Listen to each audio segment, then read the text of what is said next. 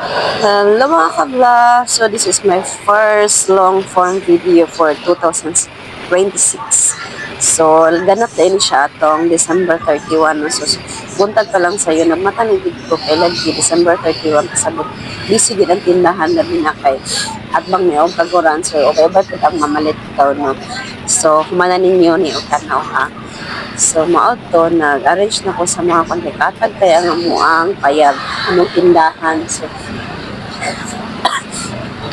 Flex din ako na among baso ni. So, nagpalit ko daan gahapon yung baso kay lagi. New Year, new baso na po ta. Pero kini nga ang baso akong ikat for samuha lang ito lo. Then after po na po nag-arrange dito ako, usab ni nga giripak ni ako ang uling diri kay daghan jud ba itong uling lagi pag New Year kay daghan magsugba-sugba. So mo to akong gidalikatan po ang uling kay ngayon lang po mahalin ba. After po na ko nagripak kong uling, dili na po sa ice kay I know nga na jud mamalit og ice. So kini akong ice naghimo ko katungay nakuha na din ang uban dani nga nagkuan pa gahi nakabook na po siya daan gibayaran ni daan ikaw na lang ni magkuha. Wala pa man na kanya nagkuha mo itong naghimo ko ba kay kaya lang po nga mo ice. Then ako lang po gigawas mga mo karne for New Year no kay gahi pa kayo. Kini mo ang ice cream nga ato paning Pasko pagid na hurot. Kay di lagi gid kay mi hingaon. So while dili pud kayo busy, yan na human na pud ko og repack sa ice. Ako na pud ning kuan niya mo ang ice coffee diri so ako na lang giluto daan kay para pud unya mabugnaw na dayon. Okay, para pwede na siya ma-slice pa. Kay inani magining kuan tagulaman no kanang init din papugnaw na to sa ma-slice kay di ba na to pwede i-slice kung bugnaw pa. So as in super busy gid ko ato ang December 31 din. Salamat kayo sa ako mga customer sa ice, sa pilit, sa asukal. Okay, murag.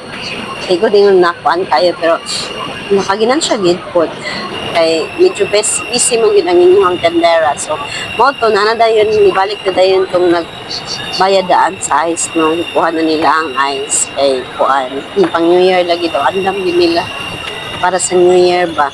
So kamo pud ba diha mga tendera unsa man mo ka busy atong pas New Year bi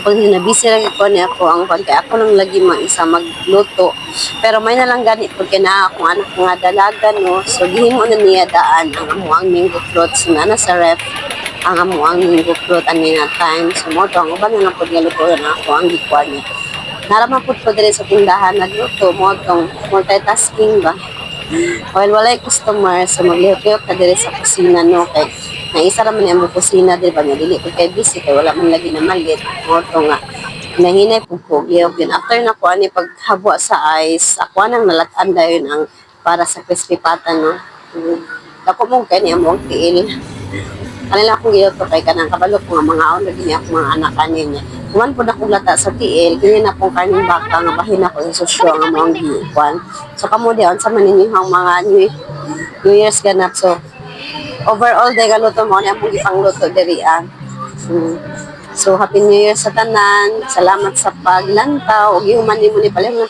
like og share din. Ayo ayo.